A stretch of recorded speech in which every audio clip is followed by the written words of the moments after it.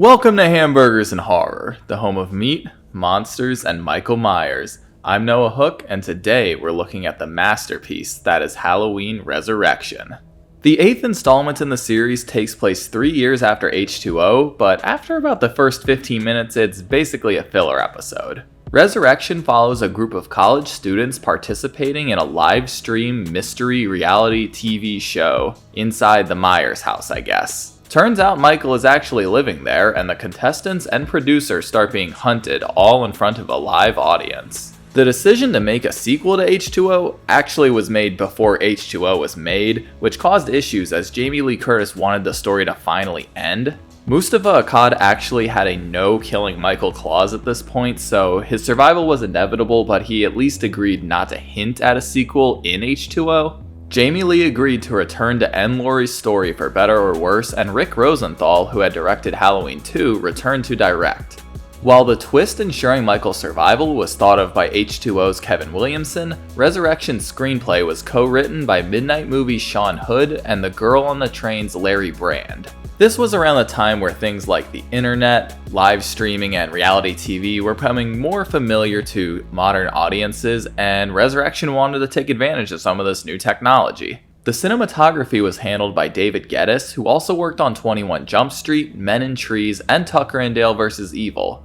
The electro score was made by Danny Lux, who can also be heard on Grey's Anatomy and Dawson's Creek. There are also a few rap songs throughout the movie, a first for the series. New final girl Sarah is played by Bianca Kajlik from Dark Was the Night. Wannabe star Jen is played by Katie Sackhoff from The Mandalorian. Culinary King Rudy is played by Sean Patrick Thomas from Barbershop. Horny Boy Bill is played by Thomas Ian Nichols from American Pie.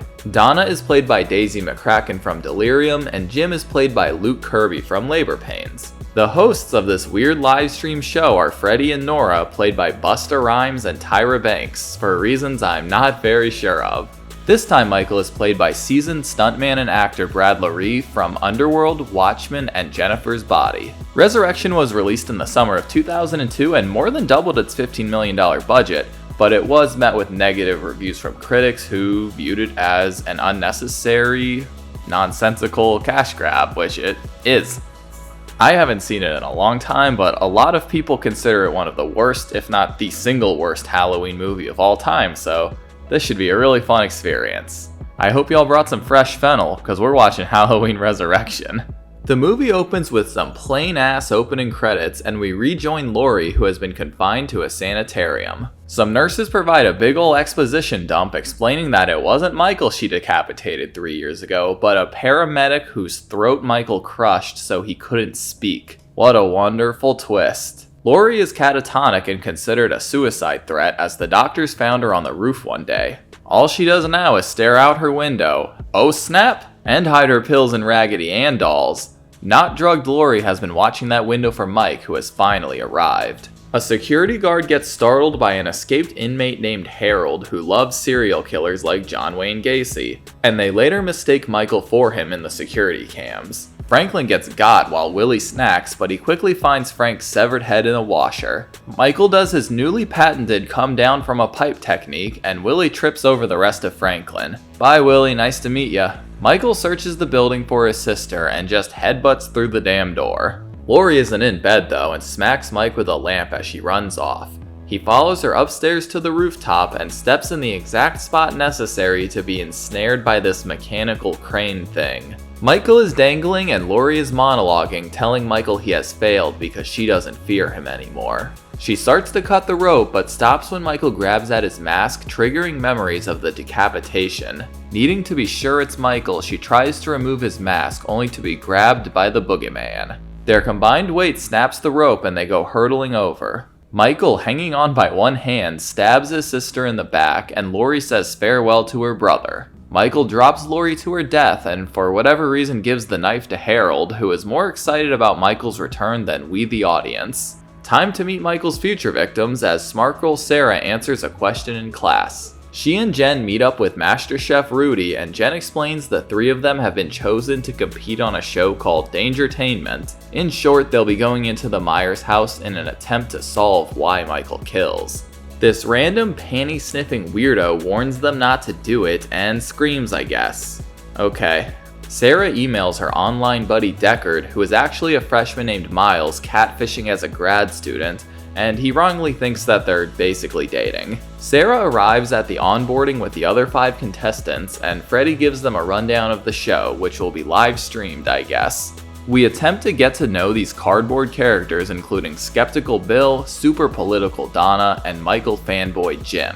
They've honestly been more fleshed out than Sarah though, whose only interesting quality is she screams super fucking loud. Cool. Freddie is watching Kung Fu, which we'll quickly learn is his entire character, when he gets a knock on the door from Sarah. She wants to back out of the show because she's nervous, I guess, but Freddie gives her some motivational speech and tells her to sleep on it. While Jen gets Sarah to upgrade her outfit, she spots Michael in a reflection, but he's gone. Miles is happy to stay in on Halloween night and watch Dangertainment, but his roommate Scott talks him into coming to an upperclassman party. There are a few cameras in the Myers house, but the audience will mostly be watching from cameras hooked up to the contestants for some live POV action. The audience is able to flip from camera to camera, so it's up to the contestants to be interesting enough to watch. Producer Nora is rushing camera guy Charlie and too busy making a latte to notice as he is killed by Michael with an unnecessarily sharp tripod and dragged away.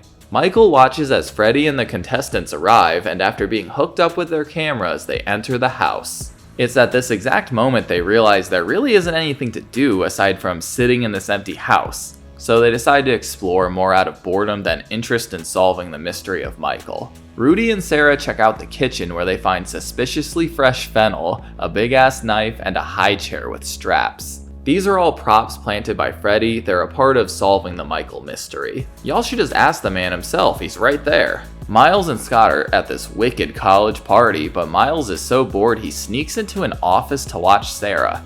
Wait, is this not a house party? Whose fucking office is this? As neighborhood kids pay homage to Michael, Jen and Gropey Bill check out Judith's room.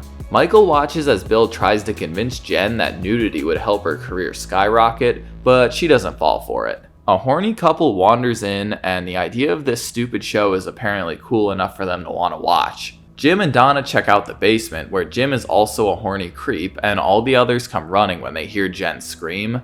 Rudy misses Michael, and turns out Jen was just fucking with them. Freddie and Nora are too busy toasting to their success to notice as Michael bursts through a mirror to attack Bill, and I guess he was so universally boring that not a single person was watching his camera. By now, Miles has a whole watch party, and Sarah is attacked by a spooky mannequin. Rudy realizes it's all too easy, and these over-the-top pieces of evidence are all props. Jim and Donna get all horny and use the previously found latchkey to enter some sort of fictional Michael torture room. Assuming there are no cameras for some reason, they decide this grungy dungeon is the perfect place to bone. Of course, their haphazardly thrown cameras capture everything.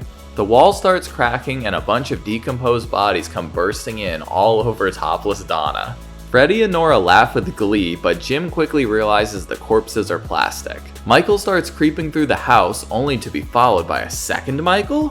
First Michael is actually Freddie looking to scare the kids, and he assumes Michael is Charlie. He fucking yells at Michael for a long time, eventually telling him to go back to the garage with Nora, which he does. Jim heads upstairs, but Nora crawls through where the fake bodies came from, where she enters a sewer tunnel? Now she's actually off the grid and finds Michael's rat snacks and Laurie's Raggedy Ann. The lights go off and Michael appears, and the audience laughs, obviously thinking it's fake. She's blocked by some sort of gate, and Michael uses a pokey part to impale Donna, who he leaves to continue streaming. Miles believes what they just saw was real, and Jen and Rudy are hitting a bong? What the fuck? Was that in the house or did they bring that? Michael sneaks up behind Sarah and she screams and runs to her friends. They don't believe her, but Michael snatches Sarah and gets smacked by Jim. Freddie tells them to turn off their cameras and reveals it's him, and they confront him about all the fake stuff. They're somehow shocked that reality TV isn't real, but Freddie convinces them to play along if they want their paychecks. The cameras cut back on, and Jen, who wasn't downstairs for the Freddie reveal, finds Bill's body attached to the attic ladder. They assume Jen and Freddie are just fucking with them again, until Michael slices her head clean off. They try to escape, but the door is locked and Miles calls 911. Jim smacks Michael with a tripod, and Rudy and Sarah just stand there as Michael squeezes his head to death. He follows Sarah, who gets trapped in the stairs, until Rudy distracts him with some smack talk. He leads Mike to the kitchen because, of course, and Sarah hides upstairs, abandoning her friend to die. Rudy smacks him with a rolling pin, hits him with some cayenne, and even pulls 2 knives on Mike. Of course, Michael gets the upper hand though, and uses Rudy's own blades to eviscerate the young chef. The 911 operator doesn't believe Miles, and Mike finishes Rudy by pinning him to the door with a 3rd knife. Sarah calls out to Deckard for help, and with the help of the crowd, he uses the multiple cameras to warn of Michael's approach. She crawls out a window as Mike breaks in, but apparently it's just way too high of a jump and Michael headbutts through the window. Sarah crawls up the roof and into the attic where she finds Charlie's corpse, and while Mike is in his bedroom, they tell her to escape. She climbs past Bill and is snatched by Freddy, who is still a living character in this movie. Mike appears and Freddy takes him on, putting his kung fu ability to use.